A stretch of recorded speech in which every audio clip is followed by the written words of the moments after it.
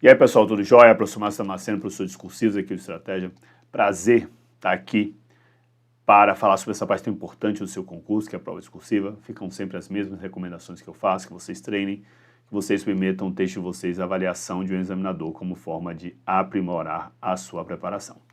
Aqui no Estratégia a gente tem alguns cursos com correção, falei sobre isso nas respectivas análises de edital, tá? Então tá lá disponível no YouTube, canal de Estratégia, vocês podem constar. Então lá tem os cursos com correção, recomendo que vocês avaliem a possibilidade de adquirirem um desses cursos como forma de aprimorar a sua preparação, tranquilo?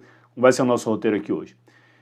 Eu vou apresentar o tema, a gente vai fazer alguns comentários teóricos sobre a estrutura do texto, tá? E é a última vez que eu faço isso, tá bom? Haja vista que nós já fizemos isso uma vez no simulado anterior. E depois eu vou apresentar a parte relativa ao conteúdo, argumentos que vocês podem utilizar para desenvolverem um texto muito bem embasado. E lá no final vou apresentar a proposta de solução, que é uma referência que vocês podem considerar na hora de confrontarem com o texto que certamente produziram, beleza? Sem mais delongas, vamos começar. Então tá aqui, meus amigos, o tema da sua prova, certo? O professor Márcio Damasceno apresentou aqui para vocês, deu o tema da prova, para que vocês possam simular, vocês possam reproduzir antes do dia da prova. Olha que maravilha.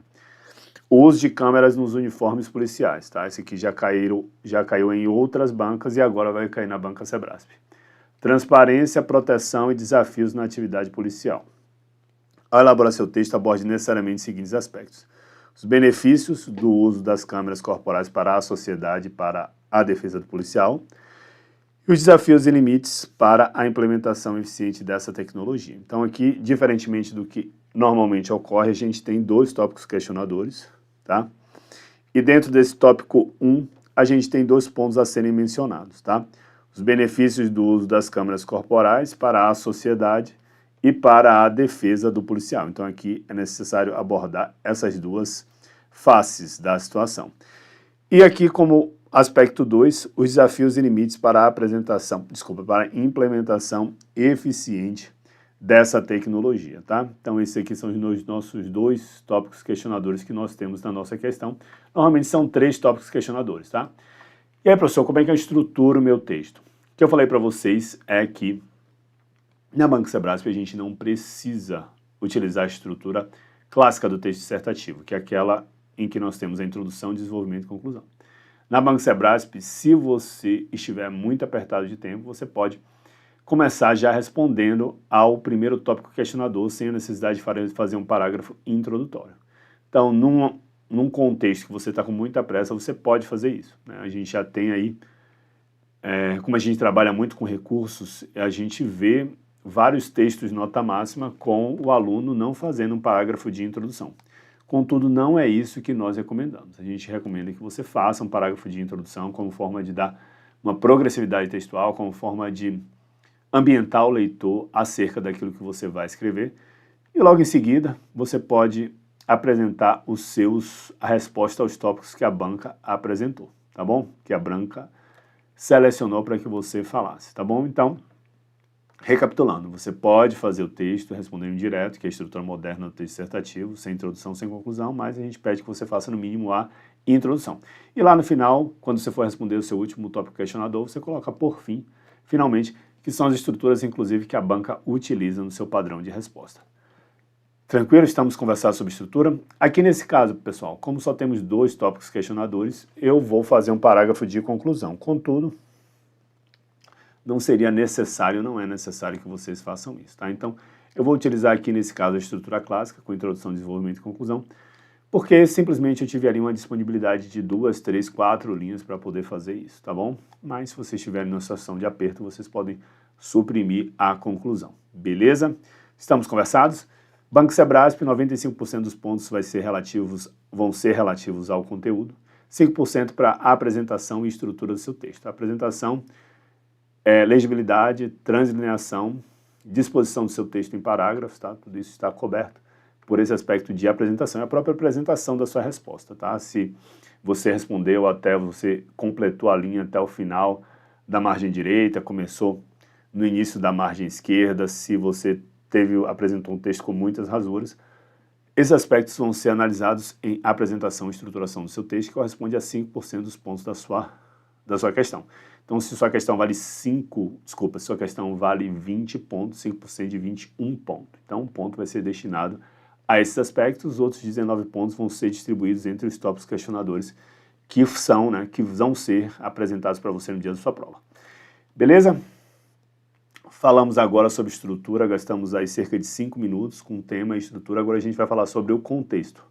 Vamos falar aqui sobre os aspectos ligados à utilização de câmeras nos uniformes dos policiais, que é um tema altamente polêmico, um tema super em voga. Vocês viram no texto motivador que no ano de 2024 saiu uma portaria do Ministério da Justiça e Segurança Pública, portaria 648, se eu não me engano, de 2024, que tratou sobre a obrigatoriedade do uso das câmeras nas tropas de segurança federal. Tá? Então, se vocês tiverem curiosidade, basta lá botar no Google o número da portaria que vocês vão encontrar a referência. E lá vocês vão ver todas as forças que deverão utilizar as câmeras nos uniformes. E entre elas está a Polícia Federal, tá, pessoal? Então, acho que é um termo que está bem em voga. A gente tem também um projeto de lei correndo para transformar o uso das câmeras em obrigatório em todos os estados, tá? A gente hoje, atualmente, tem essa iniciativa em alguns estados, né? Então a gente tem São Paulo como pioneiro, Santa Catarina também, Rio de Janeiro também iniciou a adoção. São Paulo é o mais famoso, né? Programa Olho Vivo. Temos Bahia, temos Paraná, temos Rio Grande do Sul, então a gente tem a utilização pontual em alguns estados, mas não é uma norma federal. E aí isso cria uma certa desintegração, porque cada estado vai regular o tema da sua forma, né? Da forma como for conveniente para ela. Então isso gera uma certa desintegração, né? Uma certa desarmonia, o que seria, de certa forma, resolvido com uma norma federal que disciplinasse o assunto, tá bom? A lei federal que tratasse sobre o tema. Tá bom? Vamos entrar aqui na parte dos slides, selecionei muito material, vou ter que correr aqui para falar com vocês, para cumprir o meu tempo, mas a gente sempre vem aqui com a proposta de passar para vocês bastante conteúdo para que vocês possam responder uma questão com brilhantismo, beleza? Vamos lá.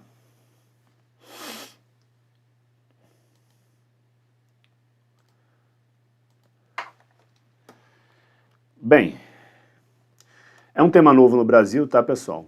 A primeira experiência data da década passada, foi o programa Olho Vivo em São Paulo, e a literatura internacional ela é inconclusiva, tá? Embora a gente tenha vários resultados positivos ao longo do mundo, não existe um consenso absoluto acerca do uso das câmeras nos uniformes, até mesmo porque depende de N variáveis, como nós vamos ver agora. Não é só colocar as câmeras, né? Você resolve aí um problema, mas existe todo um contexto que, se não tiver muito bem delimitado, muito bem definido, o uso das câmeras acaba perdendo em eficácia, tá bom? A gente vai ver esses aspectos daqui a pouco. Bem, resultados expressivos obtidos pelo programa Olho Vivo, tá? E sem prejudicar a produtividade policial, né, pessoal? Porque o que acontece? Muita gente fala que, bem, né, colocando as câmeras nos uniformes dos policiais, os policiais, eles vão tender a evitar situações de conflito, né? Então o policial vai, não vou constituir prova contra mim mesmo, então vou deixar a situação correr, não vou me envolver, tá? Então a gente conseguiu em São Paulo, principalmente aí no início da implementação, ter resultados bem positivos sem prejudicar a produtividade policial, que é chamado efeito despoliciamento, tá? Que é essa conduta do policial evitar uma situação de conflito para não se comprometer, para não constituir prova contra si mesmo, tá? Também a gente teve a redução da letalidade policial, que é o policial matando pessoas, né? A redução da vitimização policial e dos indicadores de corrupção e má conduta, tá, pessoal? Então a gente teve aí a redução de vários aspectos que, pelo menos teoricamente, são positivos, né? Principalmente aí no que se refere à corrupção e má conduta e vitimização policial, tá? Decorrentes do uso da câmera. Então a gente teve, de fato, resultados expressivos, beleza? E eu coloco aqui como item C efetividade considerada quando inserida num conjunto mais amplo de medidas, tá? Mensagem política. Então aqui, pessoal, o Estado que implementa, ele deve ter um compromisso com a transparência, um compromisso com a responsabilização, um compromisso com o uso eficaz das câmeras, senão, se o Estado ele passa uma mensagem de hesitação, a eficácia tende a cair, e isso é provado cientificamente, tá? Então, depende de uma mensagem política, né, e coloca aqui governos mais preocupados com o controle, tendem a ter resultados mais positivos, e a gente também não pode esquecer dos mecanismos de valorização profissional, entre outros, né? Para que tudo seja, para que as câmeras elas consigam, de fato, auxiliar na segurança pública, é necessário um conjunto de medidas, entre os quais a gente tem que mencionar a valorização profissional. Meus amigos, ó, esse aqui é o grande estudo nacional no que se refere ao uso de câmeras corporais, tá? Bem, não fala só do estado de São Paulo, dá um panorama inclusive mundial. Essa aqui é a segunda edição do ano de 2025, beleza? Então, se vocês quiserem fazer uma pesquisa sobre o assunto, essa é a referência, não precisa ficar procurando na internet, você lê isso aqui e você vai sair muito bem informado. É do Fórum Brasileiro de Segurança Pública, que é a grande referência em termos de documentação, de evidências, né, em termos de aparato técnico-acadêmico. É a instituição que é responsável pelo Atlas da Violência e pelo Anuário Brasileiro de Segurança Pública, que são documentos que são ou deveriam ser do conhecimento de vocês, tá? Importante que vocês deem uma olhada no site do Fórum Brasileiro de Segurança Pública, que existe esse documento e outros documentos que são muito importantes para a prova discursiva. Tranquilo? Vamos seguir. Bem, pontos positivos. Redução de denúncias. Pessoal, tudo que eu vou colocar aqui como ponto positivo são pontos positivos que já foram, de fato, comprovados, pelo menos em algumas políticas públicas implementadas no que se refere ao uso de câmeras, tá, pessoal? Então, não tem nada aqui que é com base em achismo, tá? Com base em site A, B, C. Tudo, não, as referências não estão aqui, mas todas elas são retiradas daquele documento que eu mostrei. Lá tem todas as referências em relação, né, todas as referências em relação a isso aqui que eu vou mostrar para vocês, tá? Coloquei aqui um slide mais cheio para vocês poderem ler depois e poderem construir o seu texto, se for o caso, como um meio de consulta. É o resumo daquele documento, tá? Redução de denúncias e abusos, tá? As câmeras atuam como uma dupla garantia, coibindo abusos por parte dos policiais também, né? E protegendo os policiais de acusações infundadas, pois registram fielmente as abordagens. Então, pessoal, não tem mais o disse-me-disse, né? Tá tudo lá documentado e as pessoas, quando estão sendo gravadas, elas tendem a modular o seu comportamento, tá? Então, coloco aqui a redução de denúncias e abusos, porque a quantidade de tretas acaba diminuindo, tá bom? Transparência. Ao registrar todas as interações, as câmeras ampliam a transparência. Essa é uma palavra fundamental no seu texto, tá, pessoal? Transparência. O accountability, né? Accountability, tá? Accountability. Das operações policiais e fortalece... tá aqui a palavra. Accountability. Responsabilização da corporação. Isso se traduz em maior confiança da população. Então, as pessoas, em saberem que o policial está usando câmera, elas tendem a confiar mais no policial, confiar mais na abordagem, porque elas sabem que as pessoas tendem a segurar a onda quando estão sendo filmadas, beleza? E trocando em miúdos é isso. Uma pesquisa da Datafolha, esse aqui foi feito em São Paulo, tá, pessoal? A gente não tem uma pesquisa dessa em termos nacional. Mostrou que 88% dos cidadãos apoiam o uso de câmeras nos uniformes. Então, é uma medida de amplo apelo popular, tá? E 80% defendem que todos os policiais as utilizem sem restrições, tá bom? Restrições. ações. Ademais, estudos notaram que cidadãos tendem a avaliar como mais justa e legítima a conduta de agentes que portam câmeras. Então, existe aí uma influência na forma como as pessoas se sentem quando elas estão sendo abordadas por um policial, tá? Indicando a melhoria na percepção do atendimento policial. Evidências para investigação e justiça. As câmeras aprimoram a qualidade dos registros policiais e aumentam a eficácia do sistema de justiça. Por quê, meus amigos? Porque você tem ali uma prova em vídeo, né? Ainda que exista alguma controvérsia sobre a possibilidade do uso desse material no processo penal, existe uma evidência em vídeo, que é muito melhor do que uma evidência baseada numa declaração de uma testemunha, na declaração do policial, na declaração da vítima. Bem, você tem um vídeo ali. Então, isso acaba ajudando na hora de você ter processos judiciais que sejam mais céleres, que consigam chegar a um resultado, porque você tem evidências mais robustas. Tranquilo? Mudança de comportamento e uso da força, eu já falei sobre isso, tá? Pacificação das interações. Interações de respeito mútuo, então as pessoas tendem a se exaltar menos, sabendo que estão filmadas. E menor tendência ao uso da força. Os policiais e os cidadãos, eles tendem a não chegar tão facilmente aos finalmente, né, ao engajamento físico, sabendo que estão sendo filmados. Tranquilo? Proteção dos próprios policiais, né? A gente tem aí diversos estudos que mostram que o uso das câmeras é positivo para os bons policiais. Acabam livrando ele de várias falsas acusações, acabam livrando ele de processos que eles poderiam ser responsabilizados, uma vez que eles acabam tendo ali a evidência daquilo que de fato aconteceu, tá? Inocentar agentes injustamente acusados. Inibem confrontos que colocariam em risco a integridade do policial, beleza? Então acaba poupando, né, às vezes, a vida do próprio policial.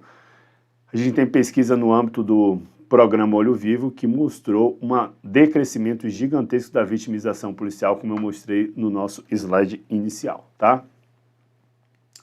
Infraestrutura tecnológica. Aqui a gente entrou nos desafios, tá?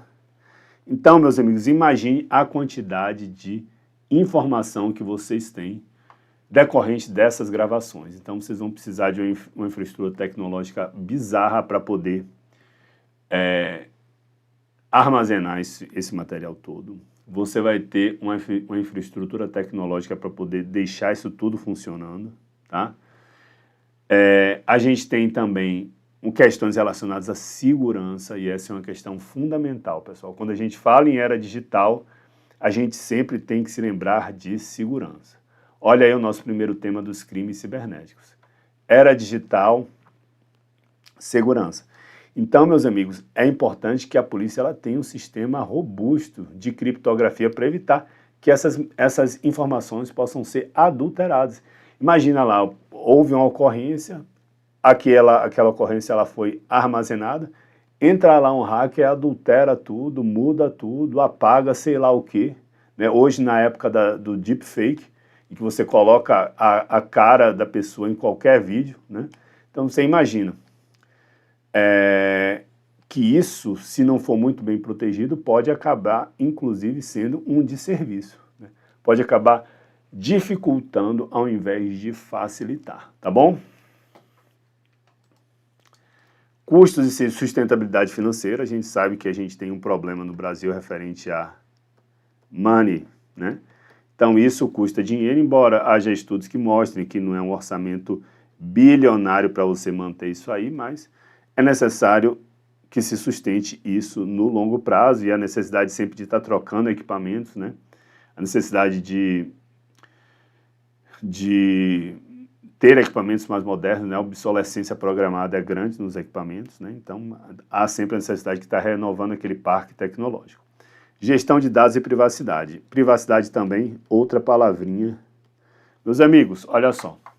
Tema que envolve tecnologia, segurança e privacidade. Pronto, você já tem duas ideias para desenvolver.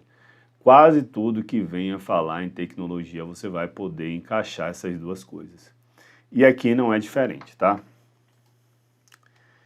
protocolos claros sobre quem pode acessar as imagens, por quanto tempo elas devem ser guardadas e como compartilhá-las, tá? Então, a questão do compartilhamento é uma questão crucial, pessoal. De nada adianta você ter tudo filmado bonitinho se ninguém tem acesso. Então, a gente vive aí um conflito também entre transparência e segurança das informações. A informação não pode ser tão segura que ninguém consiga acessar. Uma defensoria não tem acesso às informações, uma promotoria não tem acesso às informações, seja absolutamente fechada no âmbito da polícia, tá? Então é necessário que haja protocolos que consigam conjugar segurança e transparência, porque se só ficar sob o escrutínio da polícia, isso tem baixíssima efetividade, tá bom? Bem, relatos de dificuldade de acesso, já falei aqui, né? Questões de privacidade. Meus amigos, tudo está sendo gravado. Imagina, ocorrência de Maria da Penha, ocorrências envolvendo crianças, está tudo gravado, né? Imagine que isso pode cair na mão de um programa sensacionalista. Imagina, olha só, abordagem policial, não sei das quantas, aí expõe as vítimas, entendeu? Aqueles telejornais repletos de sangue. Esse é um exemplo de como essas imagens elas precisam ser protegidas e como a privacidade das pessoas ela está em risco quando a gente tem esse tipo de tecnologia, porque tudo está sendo gravado, tudo está sendo gravado. Todas as interações estão sendo gravadas, né? Aí eu sei que existem vários sistemas em que o policial ele tem liberdade de ligar, em que as câmeras ficam ligadas automaticamente. Existe inclusive um sistema automático que liga quando o policial tira a arma do coldre, né? Ou quando ele recebe um chamado da sua chefia. Enfim, tem N sistemas de acionamento da câmera e esse também é um outro ponto crucial nessa questão, tá? Mas a questão da privacidade, como eu estava falando, ela é fundamental porque pelo menos muita informação de várias pessoas vai estar sendo custodiado pela polícia, né? E isso envolve questões de privacidade, tá? Então tá aqui. As câmeras registram atendimentos em residências, vítimas em situação vulnerável, dentre outros cenários sensíveis. Políticas devem definir, por exemplo, quando o policial pode desligar a câmera, né? Então o cara tá lá, indo no banheiro, né? O cara tá lá pagando um boleto, né? Imagina, né? Ou cobrir a câmera, tá? Atendimento a vítimas de violência sexual, discussões de estratégia com superiores, etc., de modo a proteger direitos sem abrir brechas para abusos, tá? Bem, aqui a gente tem um outro desafio, que é a adesão da tropa e protocolos de uso, tá bom? Vou dar uma corridinha aqui nesse final, tá bom, pessoal?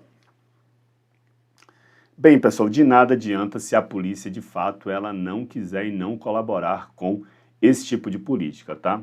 Existem N artimanhas que o policial ele pode desenvolver para evitar que essas filmagens elas sejam, de fato, efetuadas nas situações em que elas devam ser, tá? Então é necessário que o policial ele, né, entenda, e esse entendimento ele deriva muito da política que é adotada tanto pela corporação quanto pela segurança pública daquele estado, tá?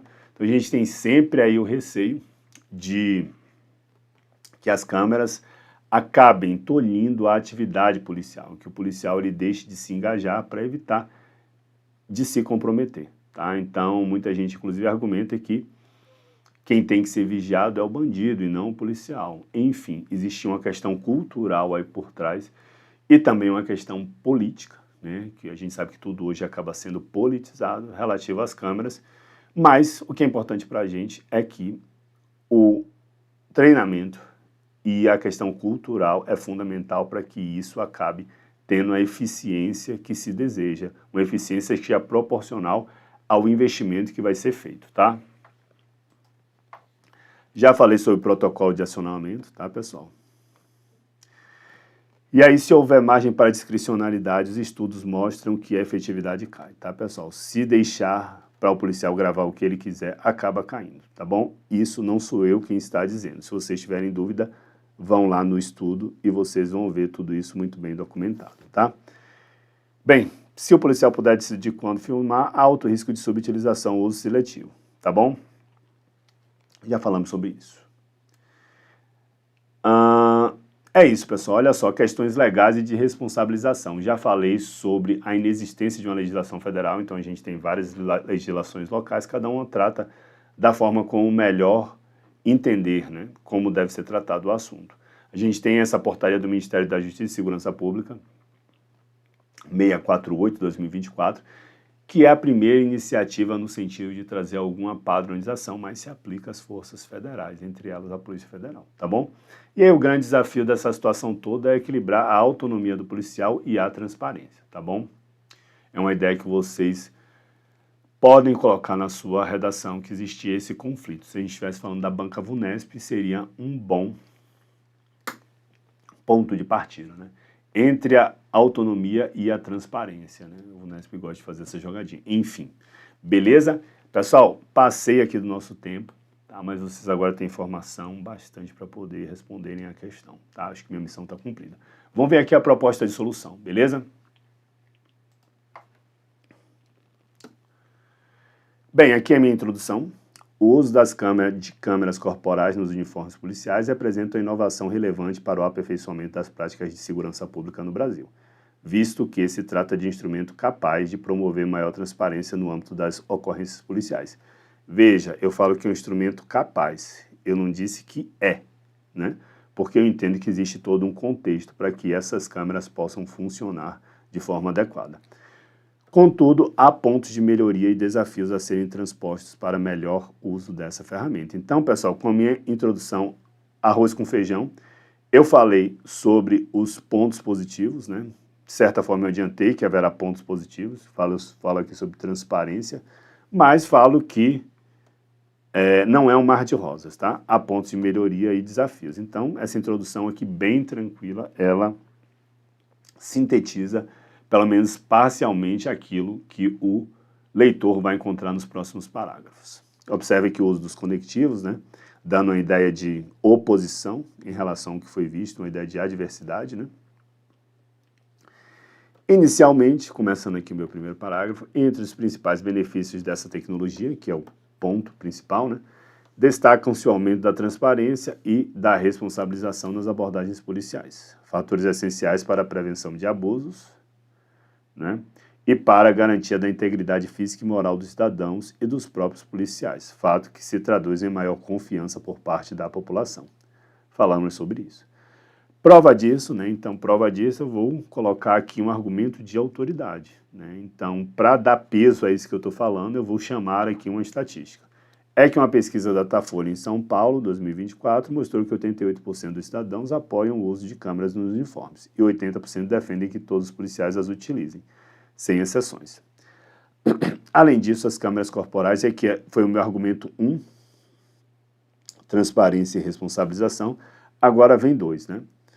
Além disso, as câmeras corporais reduzem a assimetria de informação, que é a diferença de informação, né, pessoal? A discrepância de informação, típica das abordagens policiais. Com efeito, eu olho o uso dos conectivos, né, de fato, né, ao registrar áudio e vídeo em tempo real, elas oferecem prova objetiva sobre a dinâmica da abordagem, o que desestimula a violência ilegítima e, por outro lado, protege os agentes contra acusações infundadas, né, contra invenções por parte da vítima que sofreu abuso de autoridade, que sofreu algum tipo de coação, que sofreu algum tipo de corrupção, né? Tentou ser corrompido, porque o policial tentou corromper a pessoa, né? Obter algum tipo de suborno. Então, protegendo o policial em relação a esse tipo de acusação. Parágrafo 2º, né, do desenvolvimento. Entretanto, né, lá em cima eu usei contudo, aqui eu uso entretanto. A implementação das câmeras corporais enfrenta desafios significativos. Beleza, quais são eles? Um dos principais obstáculos está relacionado ao custo elevado do sistema, que engloba não só a aquisição, mas também a infraestrutura de armazenamento seguro e a manutenção continuada. Tudo que envolve tecnologia tem que ter uma manutenção continuada. Acrescente-se que a gestão desse grande volume de dados exige investimentos em tecnologia da informação e em protocolos rigorosos para evitar vazamentos, adulterações ou uso indevido das imagens. Bem, esse aqui foi o meu primeiro desafio, tá? Além disso, há que se observar questões relacionadas à privacidade, um ponto central na contemporaneidade. Nesse sentido, observe o uso dos conectivos. é fundamental regular as situações, em que a gravação, né, pessoal? Em que a gravação pode ser interrompida, como deve ser feito o acesso às imagens e quais os procedimentos devem ser adotados para proteger informações sensíveis de vítimas, testemunhas e até mesmo dos próprios policiais. Diante do exposto, as body cams, né, que eu dei uma enfeitada, palavra de outro idioma, entre aspas, né, pessoal? A menos que seja nome, né? Se fosse aqui Michael Jackson, aí não precisaria, tá? Representa um avanço concreto rumo a uma polícia mais transparente, eficiente, alinhada a padrões internacionais de direitos humanos. Pessoal, aqui a conclusão é uma conclusão por retomada, tá? Eu vou retomar aqui os meus tópicos, tá bom? Sem fatos novos, sem proposta de intervenção, porque isso não foi pedido na questão, tá bom?